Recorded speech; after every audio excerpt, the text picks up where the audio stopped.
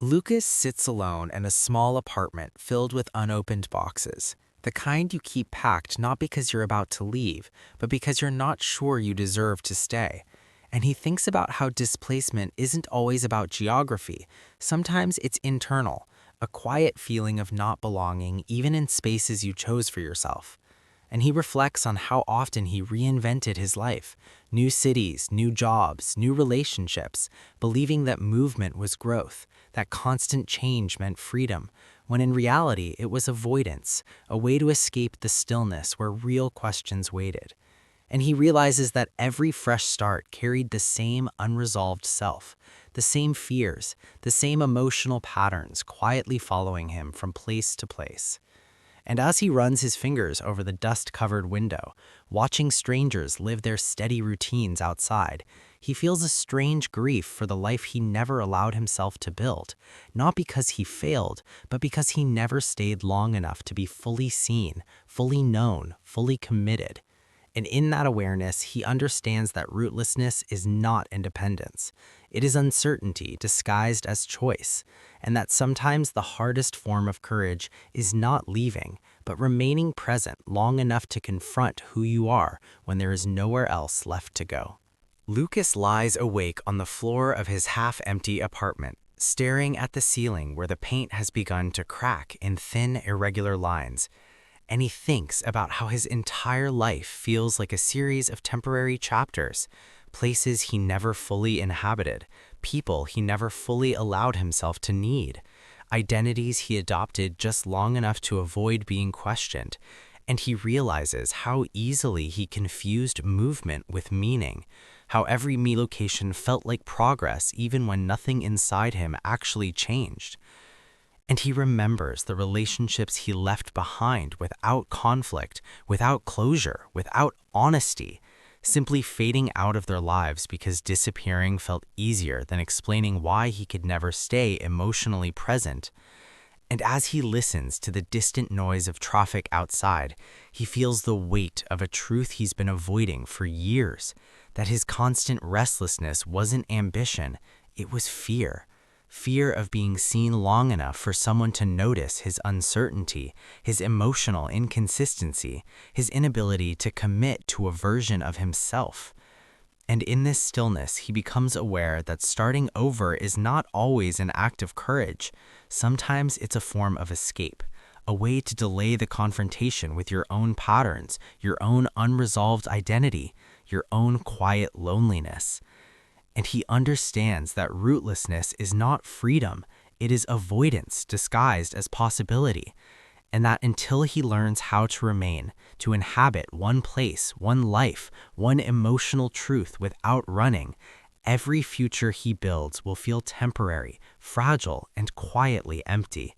Because the real distance he's been traveling all these years was never physical, it was internal, a continuous retreat from the responsibility of knowing himself fully.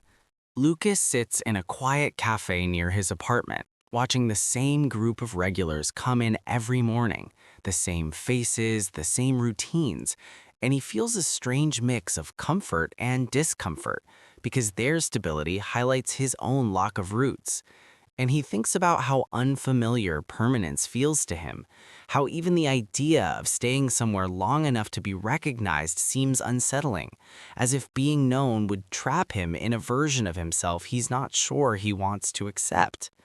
And he reflects on how often he sabotaged consistency, leaving jobs right when they became comfortable, ending relationships right when emotional depth began to form, convincing himself that he was simply not meant for routine, when in reality he was afraid of what would surface if he stopped moving. And as he stirs his coffee absent-mindedly, he feels the quiet emergence of a painful awareness that the life he keeps escaping from is the only one he actually has, that no future city, no new environment, no fresh identity will resolve the internal uncertainty he refuses to confront. And he realizes that belonging is not something you find by searching endlessly. It's something you build by remaining present long enough to let discomfort evolve into understanding. And in that realization, he senses a subtle but irreversible shift, a recognition that if he doesn't learn how to stay emotionally, not just physically, he will continue to drift through experiences without ever fully inhabiting his own existence. Lucas walks through the unfamiliar neighborhood at night, even though he's lived there for months, and he notices how easily a place can remain emotionally invisible when you refuse to invest in it. How streets stay nameless, faces remain interchangeable, and experiences blur into something temporary when you already expect to leave. And he thinks about how he's spent years treating life like a waiting room, somewhere to exist until something better arrives, never fully unpacking, never fully committing, never allowing himself to become part of the environment he occupies. And he realizes how deeply this mindset shaped his relationships, how he kept emotional exits available at all times, how he avoided difficult conversations by disappearing, how he interpreted discomfort as a sign to move on instead of a signal to grow. And as he passes a group of friends laughing outside a bar, he feels a quiet longing, not for them specifically, but for the ability to belong without planning an escape. And in that moment, he understands that his constant detachment was not a personality trait, it was a survival strategy he no longer remembers choosing. And that learning how to stay, how to be present without guarantees, without control, without the promise of a better alternative, might be the most unfamiliar and necessary transformation he has ever faced. Lucas sits on the edge of his bed, surrounded by boxes he still hasn't unpacked, even though he moved in months ago. And he stares at the same folded clothes he's kept untouched, as if leaving them that way keeps the possibility of escape alive. And he thinks about how his entire life has been structured around not arriving, not settling, not allowing any place or person to become permanent, because permanence always felt like a kind of emotional risk he wasn't prepared to take. And he remembers how every time someone started to care about him deeply, he would feel an almost physical urge to withdraw, to become distant, to create emotional space where closeness had begun to form. And he realizes now that what he called independence was actually a fear of being needed, a fear of responsibility not just for others, but for the version of himself that would have to exist consistently, without the option to reinvent, to disappear, to start over. And as he listens to the quiet hum of the city through the window, he feels the weight of all the unfinished emotional chapters he left behind. Not dramatic breakups, not explosive endings, just a trail of half-lived connections and unresolved identities. And in this stillness, he becomes aware that running never solved his uncertainty. It only postponed it, turning it into a constant background noise he learned to ignore. And he understands that the real discomfort he's been avoiding is not being stuck, it's being fully present long enough to confront who he is without movement, without distraction, without the illusion of a fresh start waiting somewhere else. And that staying, truly staying, emotionally and psychologically, might be the first act of courage he has avoided his entire life. Lucas stands in front of the mirror in the dim bathroom light, barely recognizing the person staring back at him. Not because he looks different, but because he feels unfamiliar to himself, like someone he's been avoiding getting to know for years. And he thinks about how often he adapted his identity to the spaces he entered, becoming more ambitious in one city, more detached in another, more charming in relationships where he needed approval, more distant where emotional responsibility felt overwhelming. And he realizes that constant adaptation slowly erased any stable sense of who he actually is, leaving behind a version of himself that exists mostly in reaction to others instead of grounded internal truth. And as he studies his own expression, he becomes aware of how exhausting it has been to maintain this fluid identity, how every new environment demanded a new performance, a new explanation, a new narrative about who he is and what he wants, when deep down he's never been certain of either. And this uncertainty feels heavier now because there is no new place planned, no exit strategy prepared, no immediate reinvention available. Only the quiet requirement to exist as himself without movement, without escape, without distraction. And he understands that self-discovery is not about searching for the right environment. It's about remaining still long enough to let your real patterns, fears, and desires surface, even when what emerges feels uncomfortable, inconsistent, or incomplete. Because the version of himself he's been chasing externally is the one he's been avoiding internally all along. Lucas sits on the floor with his back against the wall, surrounded by the quiet evidence of his own unfinished life. Books he never finished, projects he abandoned halfway, friendships that slowly dissolved into occasional messages. And he feels a growing awareness that his pattern isn't just about movement, it's about interruption, a habit of leaving before things become real enough to require emotional accountability.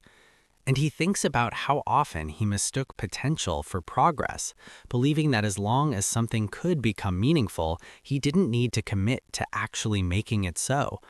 And this realization feels unsettling because it reveals how much of his identity has been built on hypothetical versions of himself.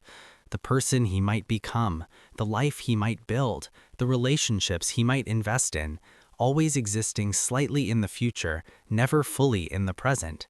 And as he listens to the distant sounds of his neighbors living ordinary, continuous lives, he feels a quiet grief for the consistency he never allowed himself to experience, not because he failed to achieve it, but because he never stayed long enough to let it form. And he understands now that growth is not always visible, not always dramatic.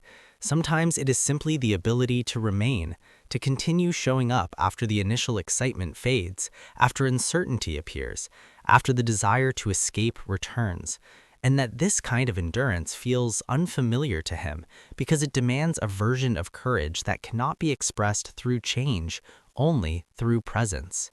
Lucas sits alone in the quiet of his apartment long after midnight, the kind of silence that doesn't feel peaceful but exposed, as if without movement or distraction, his thoughts finally have enough space to speak clearly. And he begins to notice how deeply uncomfortable he feels when nothing is changing, when no plans are forming, when there is no upcoming transition to justify his emotional distance. And he reflects on how much of his life was built around anticipation rather than presence, always waiting for the next version of himself to arrive, the next city, the next opportunity, the next relationship that would somehow resolve the internal confusion he never addressed directly. And he realizes that this constant forward orientation kept him from processing loss, from integrating past experiences, from accepting the emotional weight of his own decisions. And instead of closure, he collected narratives, explanations, rationalizations that allowed him to move on without actually evolving. And now, in the stillness, he feels the emotional residue of everything he avoided, not as dramatic regret, but as a quiet emptiness, a sense of having existed in many places without ever fully inhabiting any of them. And he understands that the hardest truth is not that he failed to build something lasting, but that he never truly allowed himself to try.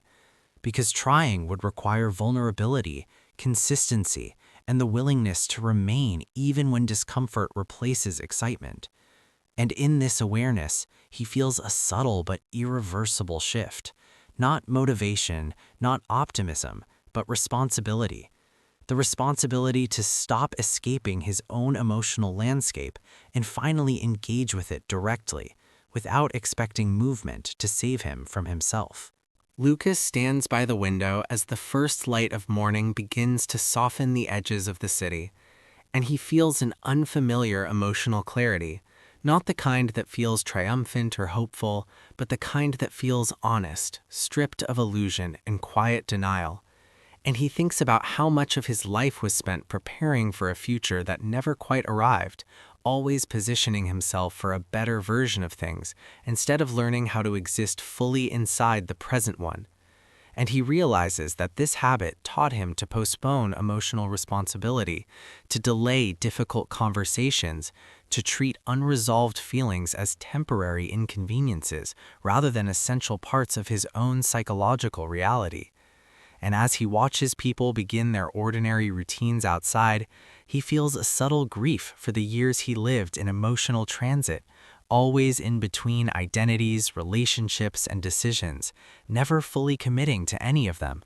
And yet, within this grief, he also senses a fragile form of peace, because for the first time he is no longer planning an escape, no longer constructing a narrative about who he will become somewhere else, and instead, he is simply acknowledging who he is now, with all his uncertainty, emotional inconsistency, and unfinished self-understanding. And he understands that staying will not guarantee fulfillment, but leaving will no longer provide meaning, and that real change will not come through reinvention, but through endurance, through showing up repeatedly in the same life until understanding replaces avoidance.